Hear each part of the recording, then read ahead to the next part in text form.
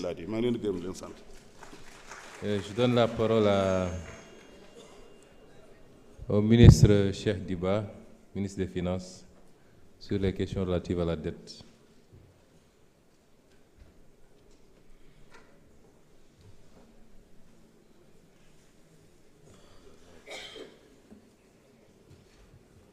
Je vous remercie, Monsieur le Premier ministre, de m'avoir donné la parole. J'ai noté 3 questions sur la dette et nos relations avec le FMI. C'est d'abord l'état de discussion que nous entenons avec le FMI. La deuxième question a trait à la stratégie de gestion active de la dette. Et la troisième question à la stratégie de financement posée par l'honorable député Mbaye Dione. Je vais commencer par l'état de nos discussions avec le FMI. Sujets yooyu tamit wax dëgg c'est des sujets qui reviennent le plus souvent mais bonul ñu ciy wax di continuer di expliquer situation yi ni mu demee. Avec le Fonds monétaire international, nous avons repris les discussions.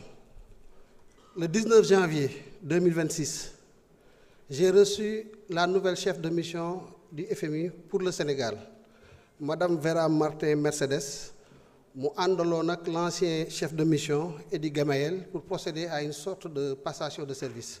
Ñu waxtaan un peu sur la situation de nos discussions et quelles sont les prochaines étapes. Li ma mën a wax ci discussion avec le Fonds monétaire te li koy confirmer mooy la rencontre que j'ai eue il y a 2 semaines avec Madame Kristalina Georgieva, qui est la directrice générale du Fonds monétaire à Alula, en Arabie Saoudite, mooy que les discussions se passent très bien. Après que me recevoir la nouvelle chef de mission, dañu toog teg tous les sujets de discussion sur la table. Les sujets sont de 2 ordres. Benn bi c'est sur le misreporting, c'est-à-dire que la communication de données erronées au Fonds monétaire international. Beneen bi c'est sur la négociation de nouveaux programmes.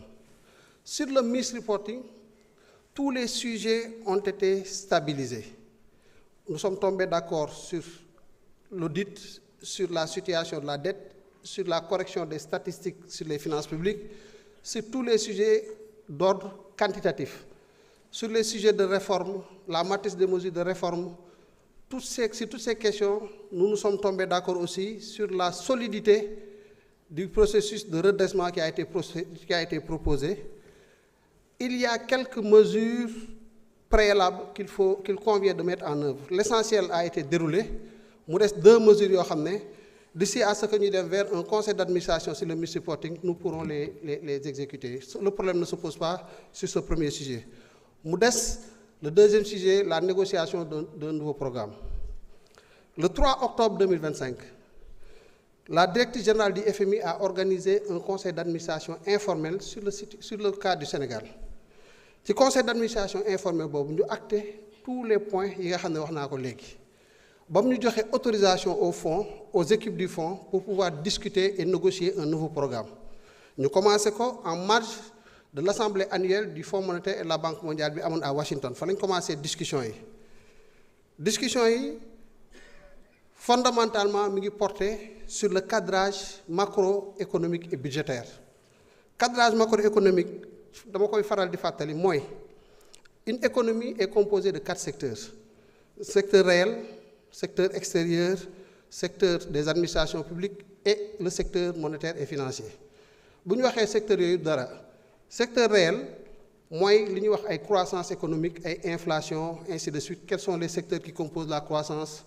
Sur ces questions-là, discussion yi sori nañ. Il y a des divergences que nous avions avec le fonds fondamentalement sur le cadrage, sur le niveau de projection de la croissance économique. Ñu di ci débattre, di waxtaan. On n'est pas souvent d'accord parce que nous considérons que les hypothèses du fonds sont pessimistes sur la situation économique du Sénégal et le fonds considérait que nos hypothèses étaient optimistes. On a travaillé à rapprocher les positions, mais vraiment en profondeur. Et ce que je puis vous assurer, moi, que le vendredi passé, le Fonds monétaire a mis à jour son cadrage macroéconomique qu'il nous a envoyé. Dans les prochains jours, peut-être d'ici la fin de la semaine, nous pourrons discuter sur ce cadrage macroéconomique-là et puis arriver aux résultats qui vont nous permettre de finaliser cette discussion-là. Ce qu'il faut comprendre, c'est que le résultat du cadrage macro bi ñuy am ak FMI bi lan mooy importance bi Et c'est là où il y a les grands enjeux. C'est sur le volume de financement qui va se dégager une fois qu'on aura accordé nos violons sur le cadrage. Le volume de financement moyen, sur le moyen terme, sur 2026, 2027, 2028, lan mooy xaalis bi nga xam ne moom la ñu war a uti sur les marchés pour boucler le financement de notre économie. suñu wuutee bu baax ci hypothèse yi volume de financement boobu day yaatu loolu moo tax FMI di ñu wax ne il ne croit pas que nous pourrons boucler et assurer et donc li mu xalaat en termes de solution mooy restructuration.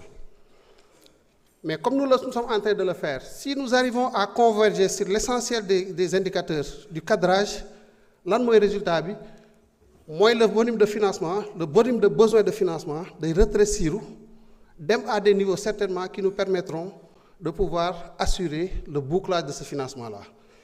Et donc on voit que les trois questions qui sont posées sont plus ou moins liées. Donc quelle est pour nous la solution? Parce qu'un sujet de dette, il est là, il est réel. Loolu kenn waxuñu ko, kenn jàngaluñu ko. C'est nous qui avons fait le travail, c'est nous qui avons fait le point sur notre situation de déficit budgétaire, sur notre situation d'endettement. Ñu gis ne le sujet sur la dette est là et nous devons le traiter. Il y a plusieurs moyens de le traiter. Restructuration.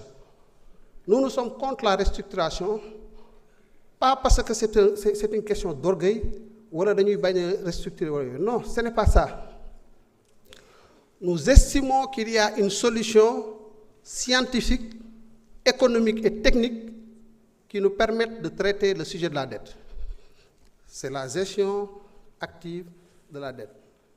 Le résultat, il est le même du point de vue quantitatif que la restructuration, à quelques variables près. Et nous ne subissons pas les conséquences de la restructuration. C'est uniquement ça le sujet. Comment on le fait? À travers deux dimensions, deux leviers. Nous avons une dette intérieure et une dette extérieure. Nous avons commencé depuis fin 2024 à travailler sur la gestion active de la dette bancaire locale. En 2025, les paiements, les tombées d'échéance sur la dette bancaire locale étaient à plus de 820 milliards, avec une pression forte sur la liquidité des banques et donc sur leur capacité à financer l'économie. Nous avons évité les banques à travers des interventions sur le marché financier régional, à titriser certaines de ces créances dont ils disposaient sur l'État du Sénégal. Bien que titrisé, qu'est-ce que cela nous a permis de faire concrètement? On a pu négocier les termes de financement, améliorer le profil de maturité, gagner de l'espace budgétaire à hauteur de plus de 500 milliards de francs CFA. Rien que sur l'année 2025, la gestion active nous a permis de libérer plus de 500 milliards de francs CFA d'espace budgétaire. C'est exactement ce que nous comptons faire avec la dette bancaire extérieure. Avec la dette extérieure, c'est quoi? On a une dette qui a un profil, des coûts plus ou moins élevés, une maturité plus ou moins serrée. Ce que nous allons faire, et ce que nous avons commencé, c'est de travailler sur des instruments de rehaussement avec des institutions de garantie, MIGA, BAD, ATIDI, ainsi de suite, ces institutions qui sont spécialisées dans la garantie, pour pouvoir racheter, pour pouvoir mobiliser des ressources à des coûts beaucoup plus faibles que les coûts d'endettement que nous connaissons aujourd'hui, avec des maturités plus longues. Maintenant, si je waroon fay boru 100, avec un intérêt, un coût de 10, je war ko fay sur 2 ans, cette opération va me permettre, pour les mêmes 100 de dette, de les payer avec un coût moins élevé, un coût de 5 ou 6, tu gagnes 4, de manière schématique, sous forme d'exemple. Ensuite, on a allongé la maturité. Maturité, c'est le nombre d'années que vous remboursez. Si vous avez remboursé 3 ans ou 2 ans, vous remboursez sur 5 ans, 7 ans ou 10 ans. L'amortissement, le service de la dette, des fondre, des ce qui te permet de libérer des espaces de trésorerie et des espaces budgétaires. Résultat des courses, si nous combinons cet exercice-là avec la discipline budgétaire que nous avons enclenchée depuis 2024, on est passé de 13,8 à 7,8% de déficit budgétaire en 2025. En 2026, nous serons à 5,3%. Et en 2027, nous serons à 3%.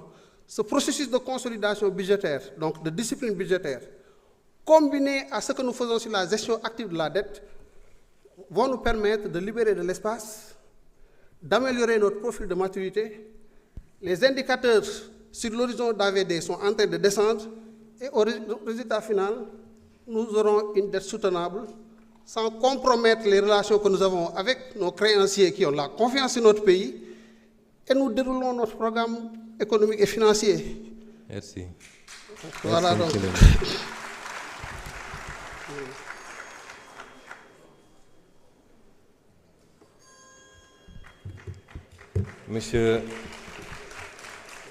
Monsieur le ministre des Finances, mu ngi ñàkk tooy xepp si wax ci bor bi.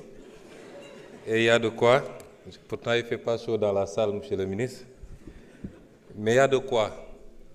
La dette du Sénégal, pour cette année, ñu ngi war a servir la dette à hauteur de 5 milliards 261 millions 561 679 980. 5 milliards. 5 000 milliards. 5 000 milliards. 261 millions et suivant. Suñuy recette, total recette, c'est 6 188 milliards. Maanaam mënoon nañu jël recette yi yépp fayee ko bor bi moom donc la cay des matul 1000 milliards.